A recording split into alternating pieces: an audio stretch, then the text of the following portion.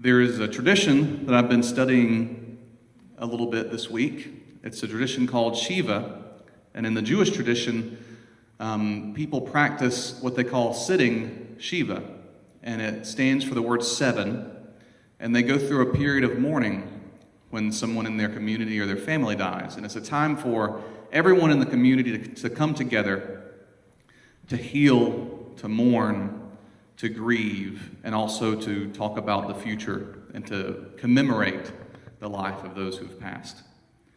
And today I thought we would begin by doing that, and I am very fortunate to have Marissa Powell here tonight. Marissa is my hero. She is a very strong young woman, a strong person, and she helped inspire me to get involved in politics. And she is here tonight, and she has graciously agreed on a very tough week to read the name of each of the victims this week. There were 13 who died this week simply because of who they were, who they were born as, or how they worshiped. 11 people died in a mass shooting in Pittsburgh in a synagogue for no other reason that they were Jewish, and that other people had fanned the flames of anti-Semitism. And there were 2 people who died going to shop for groceries. They died because they were black. And once again, people had fanned the flames of racial hatred. And we're going to honor them tonight by reading their names and lighting a candle for each one of those who have fallen this week.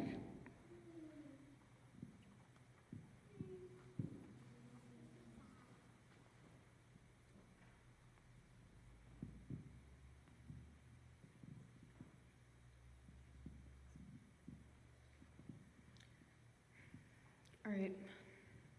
Joyce Feinberg.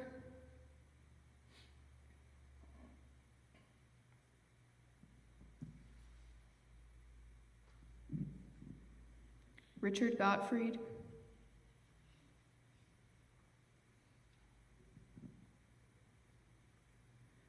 Rose Mallinger.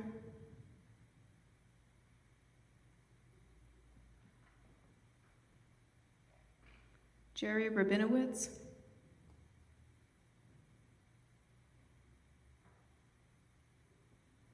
David Rosenthal.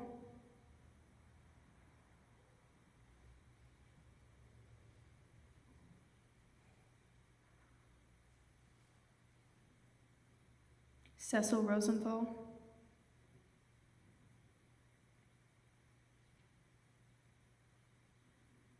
Bernice Simon.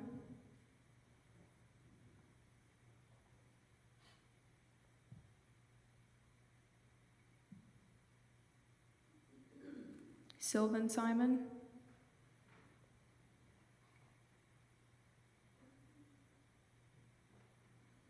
Daniel Stein.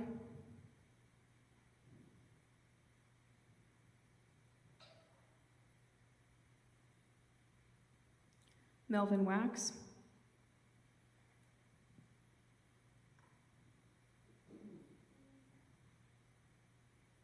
Irving Younger.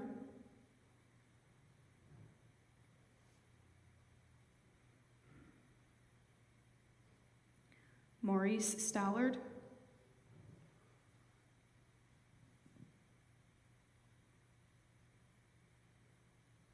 And Vicki Jones.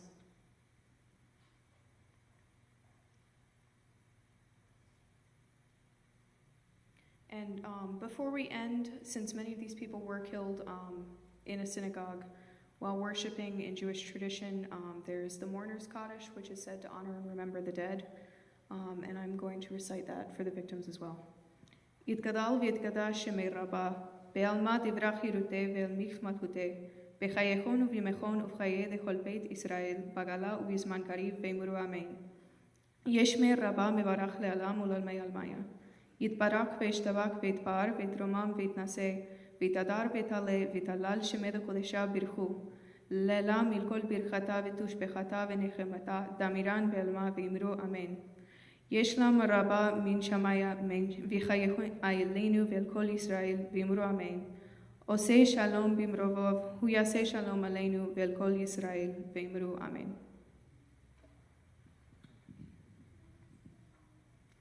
Thank you, Marissa. You may all be seated.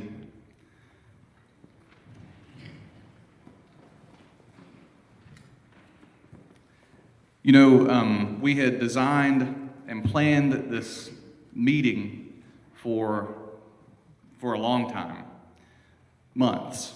And my vision back then was to bring people of every walk of life, from different faiths, people of different skin color, people who speak different languages, with different accents, all of them together to show how what makes us human in this nation makes us equal. That despite the differences in this room, that those differences are not a threat to anybody. That in fact, it makes the human experience richer and more full of texture and variety. And that we must proclaim over and over in this country, especially in this season of fear and anger, that what makes us human makes us equal, not how much money you have, not what subdivision you were born into, not how much money your parents have or the education that you have, but your hopes, your dreams, your family, the people that you love, whoever that may be. All of those things are part of the human experience, and that's something everybody in this room shares. And because of those things that we treasure most deeply, that is the ground on which we have to come together tonight. Because I don't feel really like doing a town hall today. I didn't feel like doing a town hall all last week when bombs were sent to 2 former presidents and 1 former presidential candidate, to a news station. Do y'all know how close we were to one of the most heinous terrorist attacks on a political party in a long time? And then, after that failed attempt, 2 people go into the grocery store, dying because some person with hate in his heart and an instrument in his hand, easily available, walked onto the Kroger property, killed 2 of our fellow human beings, and passed by one of our other fellow human beings. And he told the white man that he did not kill. He said, "White people don't kill white people." And then, of course, the tragedy in Pittsburgh, where 11 people died because, again, a hateful, angry person had easy access to guns, who could walk into a synagogue. And for people who had fled that kind of hatred for so many generations of their history, to have it come and meet them in the United States of America, I did not feel like doing a town hall or a rally tonight. However, I knew that part of being in my position meant that people wanted to know what I had to say. So I want to begin what I have to say tonight by reading from something that the Jewish religious tradition has shared with my faith tradition, from Ecclesiastes. I want to speak briefly about that tonight, and then we're going to have other people come up. And you know, it's okay while we're mourning to also be happy. It's okay to appreciate the beauty and the hope that is in the future that we see here tonight. But it's also okay if you're here to mourn, because all of those are the things that make us human. And we're going to celebrate and live in and experience our equality tonight. Ecclesiastes chapter 3 says, "For everything there is a season, a time for every experience under heaven, a time to be born and a time to die, a time to plant and a time to uproot what is planted, a time to tear down and a time to build up, a time to weep and a time to laugh, a time to grieve and a time to dance, a time to throw stones and a time to gather stones, a time to embrace and a time to refrain from embracing, a time to seek and a time to lose, a time to keep and a time to discard, a time to tear and a time to sow. I was thinking about time as I wrote down the names of these individuals who died this week. I thought about the time it took me to write each name. And it hit me just like it hit Lee Miller today. Lee was the one who led this unity rally today. She's the one who organized it. And Lee told me that it was hard for her to write down the names of these victims. It was hard for me to write them down because I thought about the time. I thought about the time it took for me to write it down and how much less time it took to snuff out their lives. I thought about how to commemorate their life with the flames that are burning up here today. And so then I started thinking more about time. I thought about all of the days and the hours and the weeks and the months and the years from all 13 of these victims combined. All of the times they spent with their family. The time that their family spent taking each of them home from the hospital after they were born. The time that they had spent at weddings with their family and with themselves getting married. The time that made their life so rich. All of that accumulated time, all to end so quickly. And I thought, how profound is this statement from Ecclesiastes? And even deeper than that, I thought about the time before their time. Because the African Americans who died at Kroger, their time came from other people's time too. Just like all of us inherit traditions from our families and our parents. They too inherited a tradition. And unfortunately and tragically, part of their tradition was the tradition of African Americans living in a different country than people who look like me. That was some of the time that went into their time. And then also merges with our time here today. Their stories were made up of people who died for no other reason than they were black. And white people hated them. I thought of the stories they must have shared and the warnings they must have received in the time they spent with their family, which are so different from the warnings that I received when I was a child. The time that they enjoyed on this earth, which was shorter in America than the average time a white person is privileged to live in this country. Because in every area of our nation, from healthcare to education to law enforcement to criminal justice to life expectancy, African Americans have a shorter time in this country on average than people who look like me.